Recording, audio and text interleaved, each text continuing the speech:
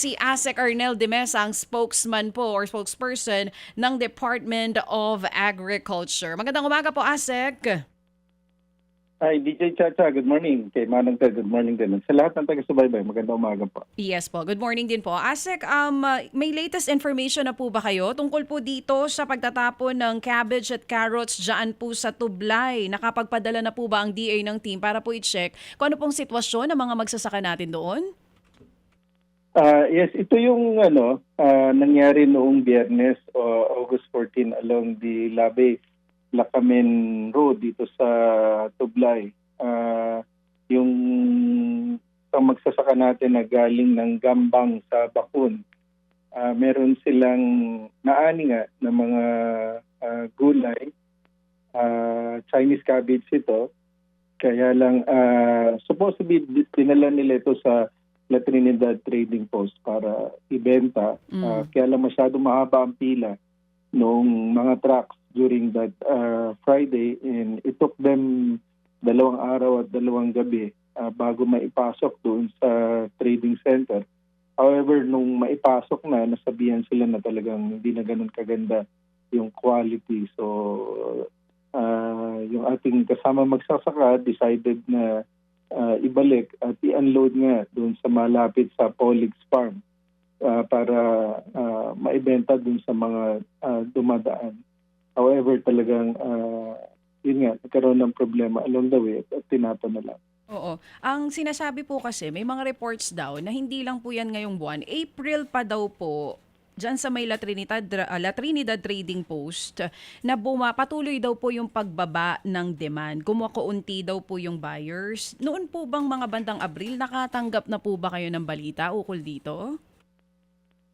Merong mga ganong balita pero nag-manifest yan at lumala nitong the past 2 weeks dahil sa sunod-sunod na habagat. Of course, compounded pa yan ng 2 bagyo, si Luis at saka si Maymay. At base na rin doon sa report namin, malaki yung ibinaba din ng mga truck na umaakyat. Nag-decline ng 15%. At yung traders naman nag-decline by 17%. At yung volume actually ng inflow dahil dito yung mga pagsara ng mga daan. Open at close kasi nangyayari. Pag nagsara, mabubuksan, tapos mamaya magsasara naman. So nagkaroon ng decrease ng 1,800 tons or almost 13% reduction na from August 1 to August 10, yung halos 2 linggo na nagkaroon ng ganitong issue. At nakikita natin, halimbawa, yung Labanos, yung supply nila bumaba by more than 40%. Kaya yung presyo dito sa pamilihan, nagtaas na siya from 16 to 79. Ganun din yung patatas at saka yung ibang gulay. Pero hindi lang ito sa upland vegetables. Kahit sa lowland vegetables yung pinakbit natin, yung latest damage report natin, nasa 200 million na.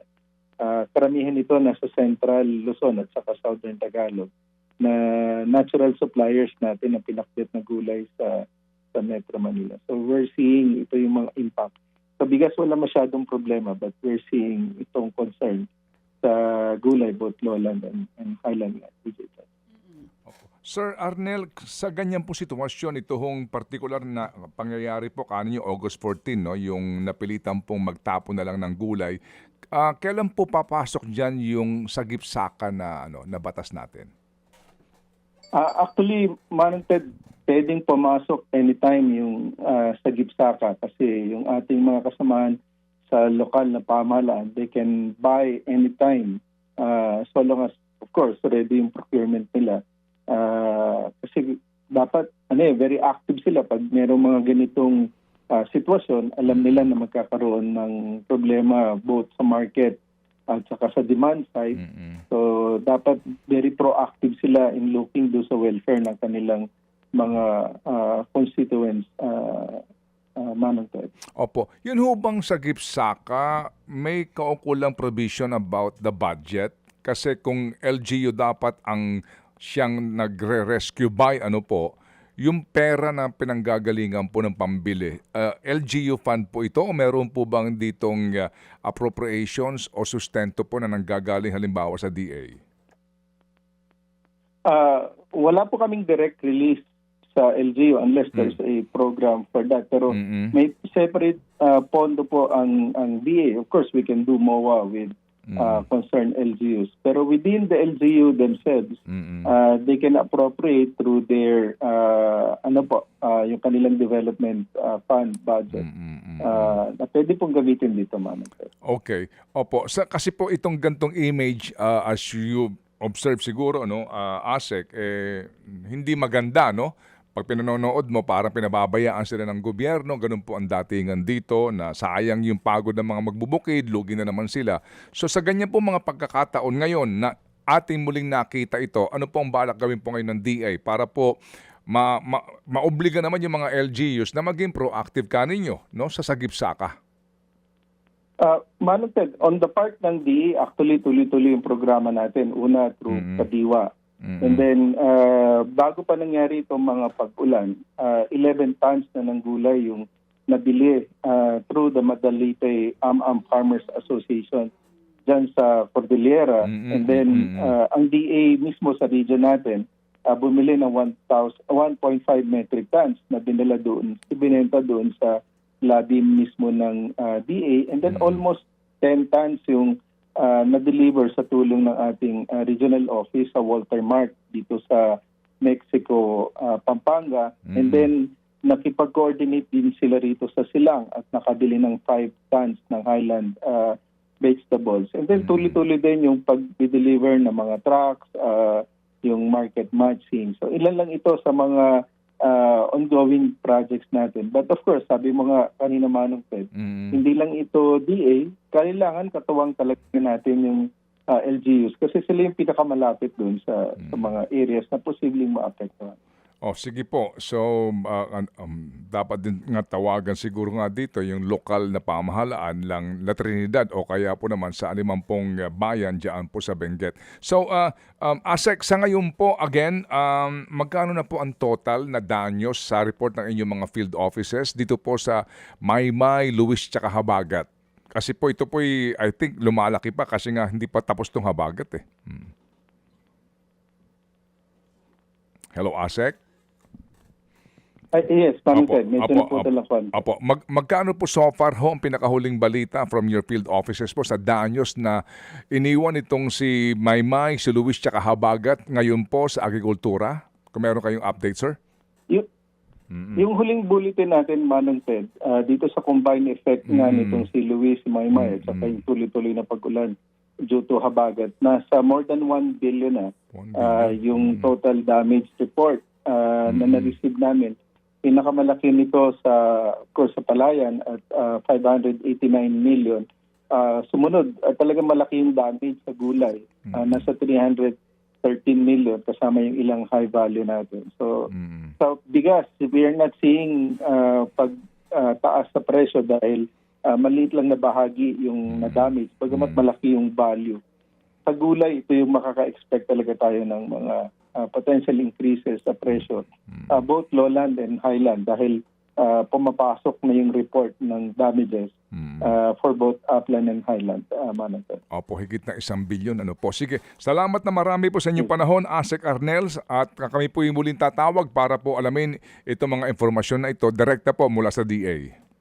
Umabot na ng higit 1 bilyon. Magpapatuloy pa ito. Ay nako, Lord. Humupa na po nawa ito pong malalakas na ulan na ito na hindi lang po nagbibigay ng pagbabaha sa marami po sa amin, sa kapatagan, kung hindi higit po doon sa mga kabundukan na siyahong pinanggagalingan din po ng pagkain ng marami po ng mga nasa kapatagan.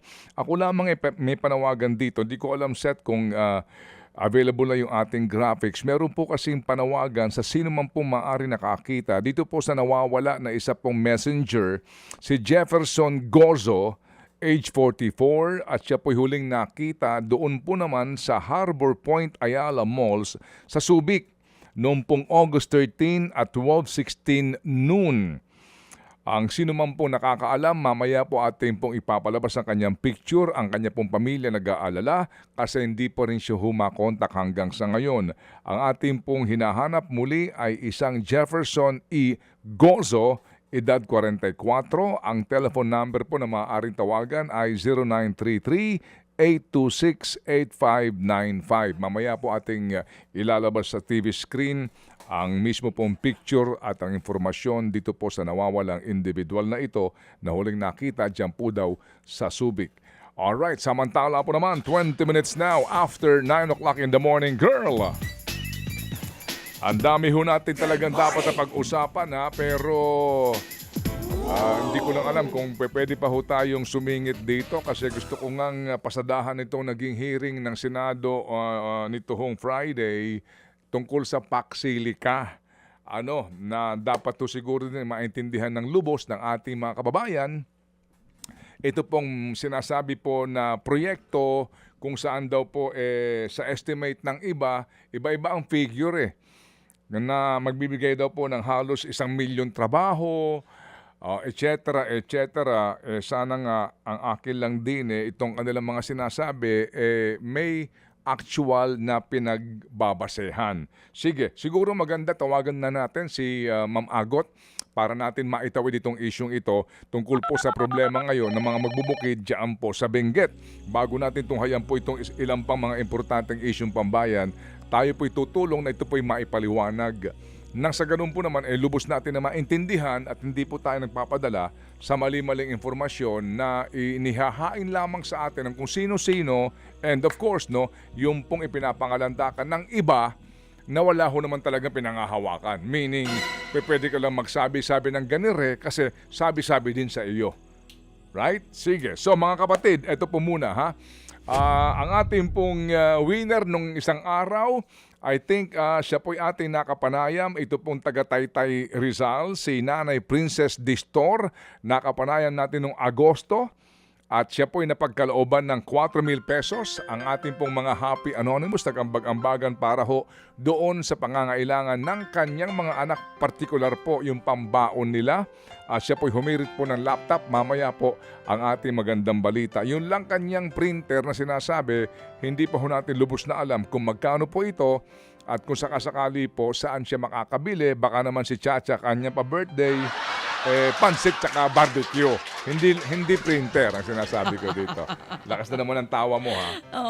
Sige, mamaya po yan sa last part ng programa natin, ang ating happy hour, no? At muli po pagbati ng maligayang kaarawan kay Mami Remy Aguila Pascual from your loving husband, June Pascual, at mga anak na sila Abiel, Kyla, and Kadisha, at mga apo na si Lian at si Franco, at galing din po naman kay Jairus Bondok ng The Philippine Star. Yung aking inaanak na sa kasal, si Ricky Rosales, si Professor Ricky, kanya rin kaarawan today. Happy birthday, Professor. At maging kay Yahoo Garganera. Yan.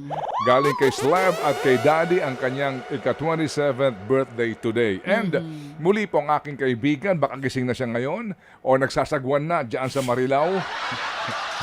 May bangka na no? Si Manny Boy Dapogi, Manny Galang. Nag-invest na. Kuya, Lalo mga taga-Kalumpit. Good morning po. Kuya ito ni Erwin. Yan. At nakababatang kapatid ni Kuya Bennett Galang. Si Emmanuel Villegas Galang, a.k.a. Manny Boy Dapogi. Birthday niya, August 24. Yung? Alright? Andiyan na ba si Ma'am Agot? Good morning, Agot. Good morning. Good morning po, sir. Good morning po sa inyong lahat dyan. Kumusta ngayon dyan sa trading post? Kasi may nag-post, di ba, sa social media nung tinapon ng mga repolyo at saka carrots, no? Nagkwento sa amin taga-DA, yan daw August 14 pa nangyari. Pero sabi nga daw, pagdating sa trading post, mahaba yung pila, pero noong sila na ang aasikasuhin, sinabi na masama na yung quality, kaya tinapon na lang. Kumusta ngayon dyan? Sa ngayon po, dahil tinamad na po yung mga farmer dahil nga po mababa yung presyo at mahaba yung pila. So, marami pong mga farmer ang hindi nagdala ng mga gulay nila ngayong araw na ito. Kaya medyo umangat po ng konti yung presyo. Pero inaasahan po namin na pag malalaman na naman nila ngayong umaga na gumanda yung presyo, maghahabol pa rin yung mga farmer na magdala bukas. So we are expecting na baka biglang bagsak na naman ng presyo bukas po. Okay, sige. So ngayon, magkano ang average dyan? Sabihin na natin itong inyong mga broccoli, itong pechay bagyo, carrots at patatas kung may supply, please. Yung mga repolyo po natin, yung mga dahon, nag-range po ng 20 to 35 yung mga first class. Pero yung mga second class po, yun yung mga hindi talaga masyadong nabibili. Usually mga nasa 8, 9, 10 lang po yung presyo niya. Sa ngayong araw po na ito. Pero itong ngayon lang po siya umangat. Pero yesterday, past 3 days po, halos ayaw po nilang bilhin yung mga second class na mga dahon kasi yun nga po, wala tayong magagawa eh. Halos lahat ng mga farms po dito nasira yung mga pananim nila. Kaya yung first class talagang nasira na yung mga outer layer na dahon. Kaya babagsak talaga siya ng second class. Kaya madami po yung second class, kaya ganyan po yung kababa. Ang hinahanap po ng mga buyers natin ay yung mga first class. Oo. Sa broccoli po talagang nasira po siya dahil sa ulan kaya medyo kukonti po yung supply natin. Magkano ang patatas po ngayon, yung carrots po, ang pinakamataas na po natin ngayong araw na ito, 43. Pero yun po ay ilan lamang po ng mga loads or number of trucks na nabili dahil ang matakbong presyo po talaga ay 30. Tapos itong inyong, magkano broccoli ang pinakamura dyan ngayon? Nasa 80, 60 ganun po, sir. Pero mga hindi po maganda ang quality na. Okay. May patatas ba? Meron po. So ang patatas po natin ngayon, pinakamataas 75, which is lower than the previous days kasi previous days may 85 po, may 80 ganun po. Pechay bagyo. Yun po sila po yung marami pong na basura sa kanila. 20 to 33 po ang first class niya. Pero yung second class katulad po ng repolyo din na nagre-range ng 7 to 10 pesos. All right. Agot, kasi mayroong batas yung sa gipsaka. Alam niyo ba 'yon? Yes po, sir. I am not really very particular with the details of the law, pero last time po kasi parang when I talked to our LGU here, parang sinabi po nila na it's a newly passed law, so hindi sila nakapag-budget. Yung budgeting ng is the previous year. So parang kumbaga yung budget for today was planned last year. So hindi po sila nakapag-alat ng budget for this year. That's why they cannot use yung sagip-saka po na tumulong. Pero malaki po sanang tulong yun kung meron. Oo nga. Well, ngayon kasi sa panukala, malaki na itong local government support fund at diyan, pwede, ang pagkakaalam ko, pwedeng gamitin para nga sa sagip-saka, meaning sila ang bibili noong mga tulad nitong mga, di ba, umani, wala mapagbentahan, sasagipin ng LGU para hindi malugi yung farmer, no? Yes po. Oo, sige. Well, anyway, sige, salamat na marami. Kamusta ang panahon ngayon dyan, Agot?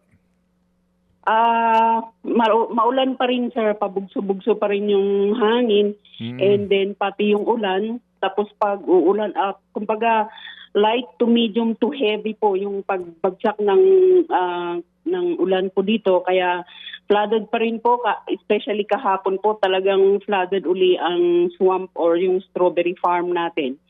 Kasi nag-overflow na naman po yung Bullock Creek kung saan tumadaan yung tubig. Pati mga bahay-bahay po dito wala na rin kasi dumami na rin po yung mga landslides. Yun po yung isang problema ng mga farmers ngayon kasi sa mga barangay roads, sa main Halsema Highway, ang dami pong mga landslides na nakakatakot bumiyahe. Oo nga.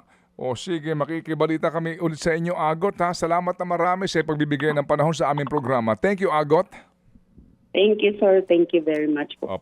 Mga kapatid, patuloy po kayong tumutok sa 105.9 True FM para sa totoong balita, impormasyon, music, and entertainment. Mag-subscribe sa aming YouTube channel at podcast at sundan nyo kami sa Facebook, Instagram, X at TikTok sa True Network PH. Bisitahin din po ang aming official website, truefm.ph. At panoorin din kami sa True TV Signal, Channel 19. Kami po ang 105.9 True FM. Laging true sa'yo, kapatid.